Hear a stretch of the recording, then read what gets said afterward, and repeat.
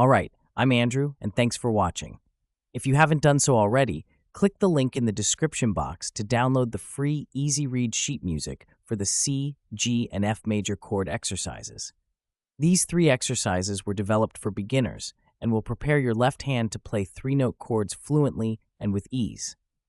You should play these exercises for a few minutes every day. You should also watch and listen to the C, G, and F major chord videos at least once a day. If you watch and listen on a daily basis, your sense of rhythm will grow a little bit every day. It may seem imperceptible for a while, but trust me, if you listen to these videos every day, your musical ear will grow. So download the sheet music and keep up the good work. And remember, we never ask for your email address or your credit card number. Just click the link and download the sheet music. It's that easy. And remember to like, share, and subscribe. Have a great day.